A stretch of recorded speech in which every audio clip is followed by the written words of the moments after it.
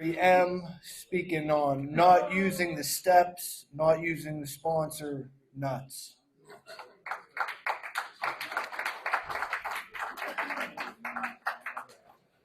My name is Larry and I'm an addict.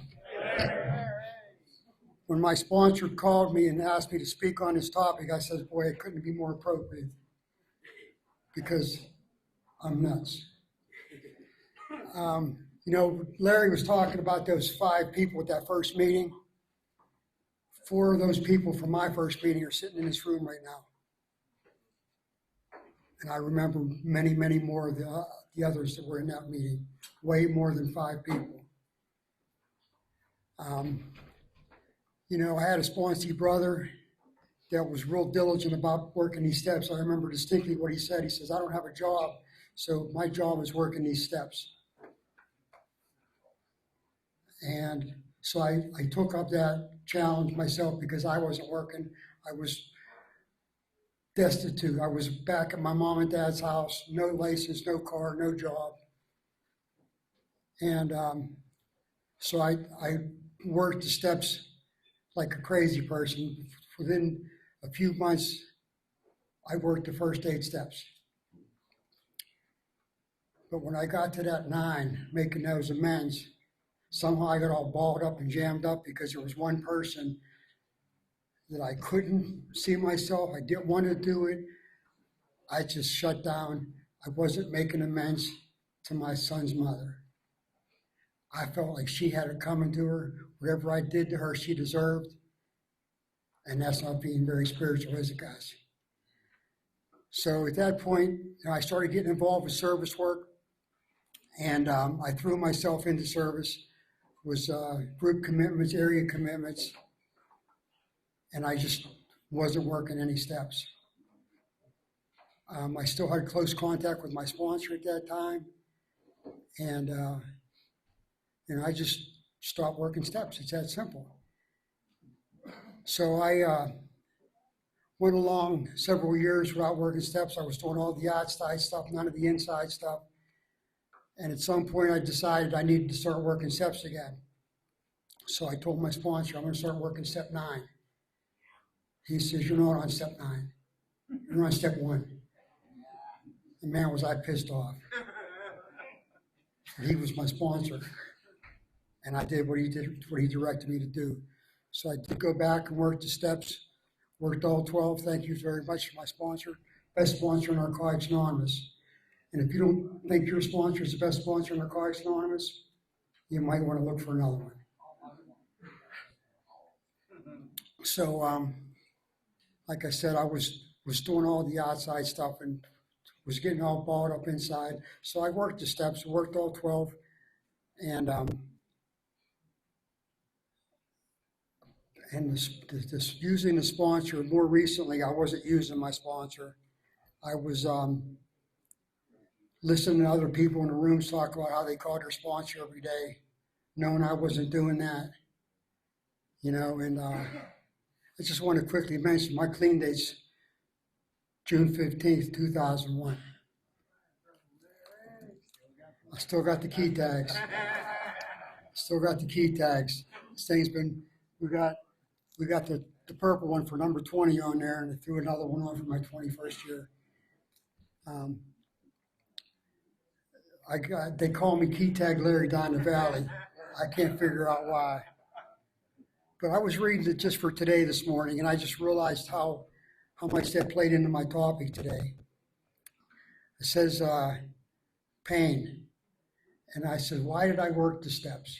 What caused me to want to even work the steps? And I realized it was pain. Without having felt any pain, it says we don't have ability to change. I mean, like they talk about when you get the grain of sand in your eye, you blink your eye to get rid of the pain. Well, that's why I work the steps. I don't know about what you're doing because I can only speak about myself up here. They were my relief. They were guidelines to changing my life, to becoming the person I want to be. I'm not the person I want to be yet. I'm sure not the person I was. I trying to change on a daily basis. I live with a recovering person, and on many topics and subjects, we couldn't be more opposite. Um, Politics, religion, several other things, but I wouldn't trade it for the world. It's a lot to be said. I hear a lot of people sharing about being in a relationship with other persons not in recovery, whether they're just not an addict or whether they're using. And I'm really blessed to not have to deal with that. The whole thing about sponsorship, my sponsor, I've had my sponsor since I got clean. I remember distinctly whenever I first asked him, I was actually clean. Let me just back up a little bit here. I got clean June 14th, 1984.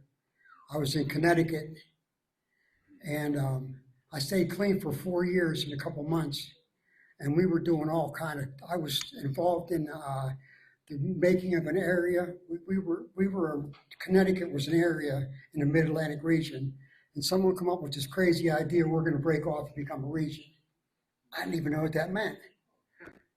But I went to this little one-room schoolhouse down in Old Lyme, Connecticut. Incidentally, if you heard Lyme disease, that's where it came from, Old Lyme, Connecticut, the deer did, and he named it after Old Lyme. But if you've ever been to area service, you know that there's some strong individuals there, very personable, and having very strong ways of saying and doing things. And then there's the real meat people that are just, put their hand up for the vote and just like don't say nothing. It's just they're just there. So we pounded this out. We had all those individuals. We had the Robert's Rules of Order, and we made that thing happen.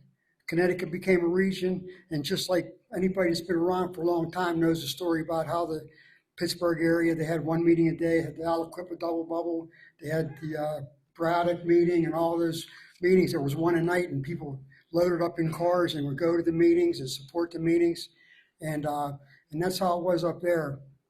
We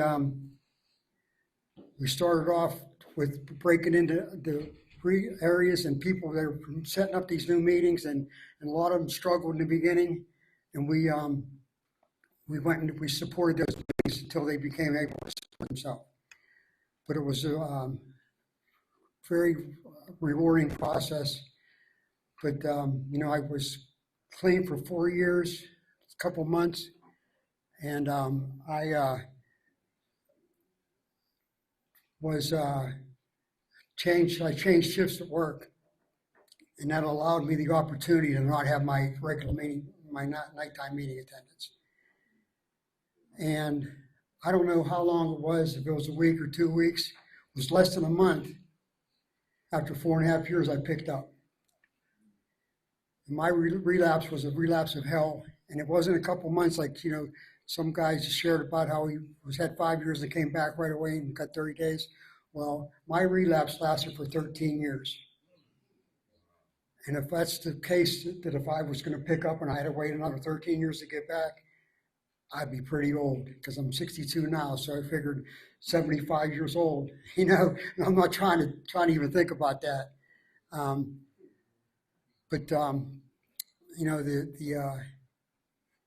The fact that I got another chance at this, I got clean back when I was 40 years old. And, I had right about the time my son was being born, I got clean 1 week before my son turned a year old, and he grew up in these meeting rooms. Guys like Larry and Phil taught me how to raise my son, Cliff. All these guys are fathers. I had no clue. If I was going to raise him up like my parents raised me, it was not going to be a pretty picture. But he attended these meetings, and these guys, people helped watch him while I was in the meeting in the back. And, it was really a rewarding thing. But so I worked the steps up there. There was no workbook like we have now to have that opportunity to have a really solid basis for how to work the steps. So I worked 1, 2, and 3. I got to 4, and I just wrote and wrote and wrote. I filled a whole notebook up. My sponsor, God bless him, he was a guy that I worked with and had really, really strong contact with him. and all those nighttime meetings. Hey, after 4 years, I still going to 7 meetings a week because that's where the people were that I wanted to see. I mean, I didn't have any contact with anybody else. I didn't sure as hell didn't hang out with people I used with, and I had a lot of good commitments. I had a commitment to do a youth facility up there on Fridays. It was a 2.5 year commitment. They dragged me out there kicking and screaming after 2.5 years on a 1 year commitment. But the importance of working the steps is why, and Phil loves when I say this, why would you be part of a 12-step fellowship and not want to work the 12 steps? Are you going to want to watch all these people changing their life and becoming productive, responsible members of society and just sitting back and like digging your fingers and like, no, I'm not going to do it. It's like kind of like the example I like to use. Would you go to the buffet and sit there and watch other people eat? Or are you going to just sit there in your chair and watch all these people grubbing down on all this good food? I mean, that's what this is about. The steps are our guideline, our roadmap to becoming a better person, to getting rid of all that stuff that we accumulated, all that junk. I just had an experience where we moved from a house into an apartment. We had a majorly downsize. And there's a lot of stuff that you think you want and need until you move into a small apartment after living in a big Victorian house. So I'm trying to get rid of all that trauma, all that bull crap that I accumulated over all the years. And like I said, I'm not the guy I want to be, but I'm sure as hell not the guy I was. And my girlfriend, I still have my anger issues. And every Monday night, if you guys are in the area, you want to come back, Monday night we have the men's meeting here at 6:30 p.m. And it's so refreshing to know that I'm not the only one that goes through the issues I go through. Anger is a big issue with a lot of us guys, even after many years clean, but I'm not the guy that would snap out on her at Walmart and freaking scream and yell and have all these people looking at me like I should be 302'd and taken away in a freaking ambulance, put me in the straitjacket and throw me in a rubber room, And her, sometimes she has a hard time admitting it, but she will. She says, yeah, I realized you're not the way you used to be. And that's all due to the steps. It's a roadmap, it's a guide to where we want to go. I mean, if you say, what can I do? There's a chapter in the book, what can I do? Well, what you can do is work the 12 steps. The steps are the roadmap. Like I said, I use a GPS nowadays. God forbid I have to use a map whenever I have to find something. But I use a GPS to find where I need to go. I do this DoorDash thing, and I wouldn't be able to find these places. I mean, back in the day, we had the written directions, turn-by-turn directions. And God forbid trying to find something with that, having to stop and read something every mile or so. But, I come in here, I want to change. I don't want to be stuck in that old pattern, that old way of thinking and doing things, and this gives me the reason and the way to do it, and I'll tell you what, I mean, I'm so blessed. I mean, I had a couple of times where I went to other sponsors. I had a guy named Flip, great guy, love him to death, but we go in there to work a step, and he had like three versions of his work and his steps. And it's like I'd say something, and he'd go on for like 20 minutes. I'm like, I'm supposed to be working my step. I mean, I appreciate, because we share with each other, and we can identify with each other on a sponsorship level. Because, like even Larry said, yeah, I did that too. I didn't, God forbid, I didn't fuck the chicken, but you know what? You know what I mean? God bless you for and it comes down to this honesty level too. We got to be honest. I got to be honest. I got to be honest with what I'm going through, how I'm feeling, and you come in this room, like I said, I go back to the men's meeting. You come in this room and you ain't got a bullshit no one. You could just lay it out there and tell the truth and be accepted for what we say and do. You don't have to worry about, I can't say this, I can't do that. Because what are they going to do? They're going to judge me. It's like what is it? One of the workout places, no judgment zone. You know, you can identify with people because you're sharing your truth, you're sharing your honesty, you're sharing your soul. You know, and I feel so blessed to have this fellowship and these steps to learn how to be a better person. You know, I mean, I'm surely not the guy I was, but I'm sure not going to be the guy I want to be yet. I keep working in through these steps and doing the whole thing, you know, and uh, and God bless my sponsor. He's had. I'll tell you what. Here's what I wanted to talk about. I've had so many opportunities to be a sponsor to someone, and as a sponsor, I've never worked a single step. I just recently had this guy a couple weeks ago, and I was like, "Oh, this is it." I got him a free uh, step working guide.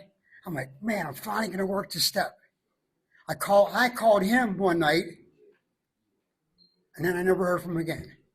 And this happened so many times. I mean, I was a sponsor of a guy when I was in Connecticut. He called me up and told me he got high. It's like, no, no, no, you got that backwards. You're supposed to call me before you get high.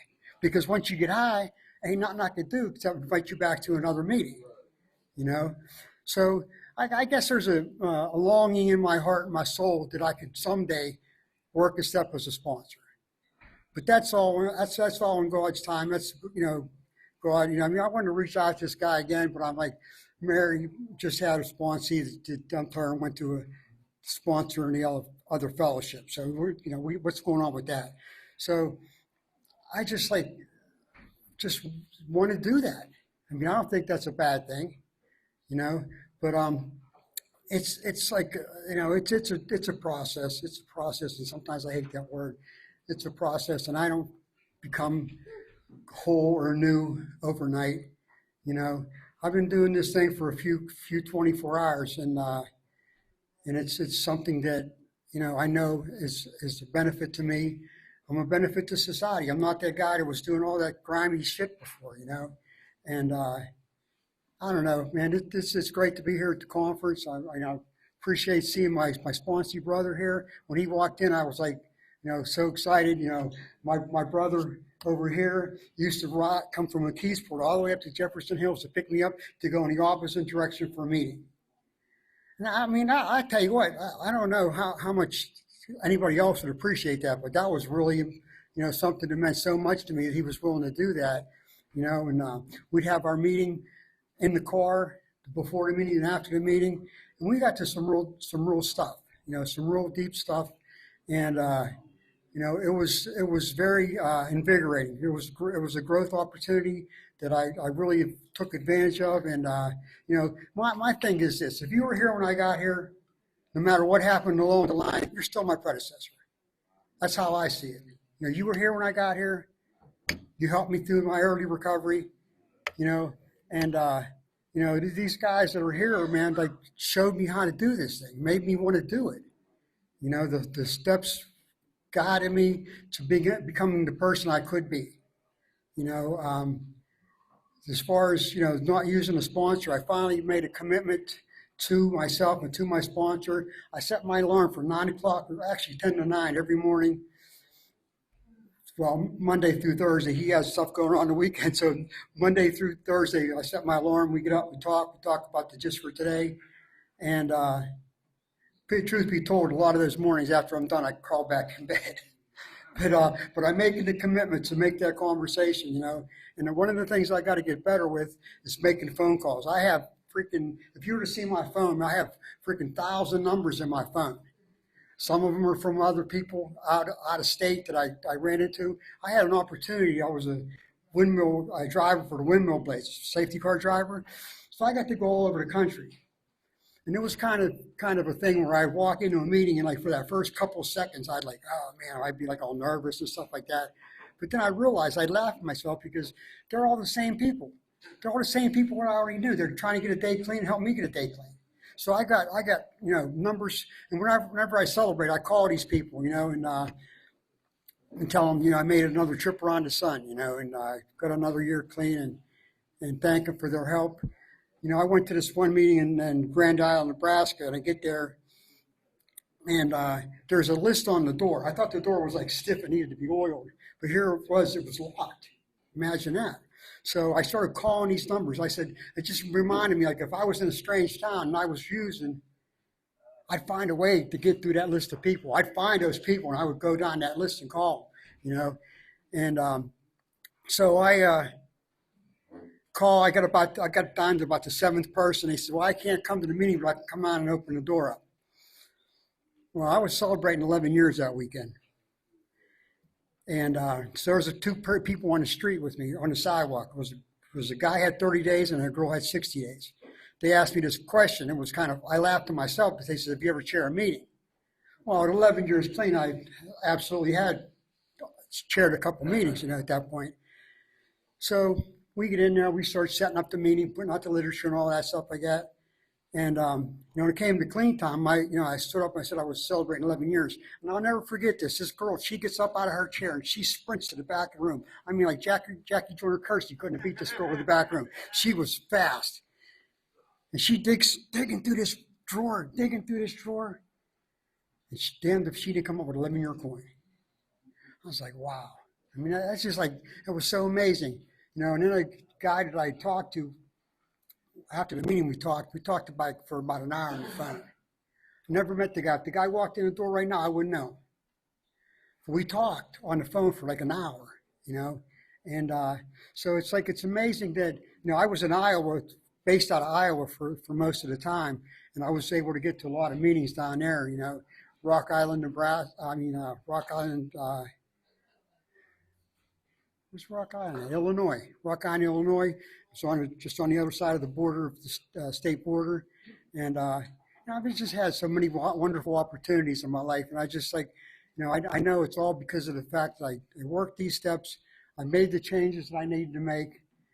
And I'm nowhere near where I can go with this thing. You know, it's all in what I put into it. It's like I talk about the bank account. If I put $10 in the bank and I go down, I can't take $100 out. I can only take the 10 out that I put in. But in Narcotics Anonymous, it's not the same way. I mean, I put 10 in, I get 100 back. Because this is a program that pays off in a way that nothing else does. Now, I really think that no matter what I do in this fellowship, it's all for the good, and I always get more out of it than I put into it. You know, it's just great being here at the conference. I want to thank Phil and the committee for taking a chance on an addict like me, for sharing my experience, strength, and hope. If no one told you they love you today, better luck tomorrow. No, I love you all. I love you all. Thanks for seeing all your smiling faces, and keep coming back because this thing really works. Work the steps,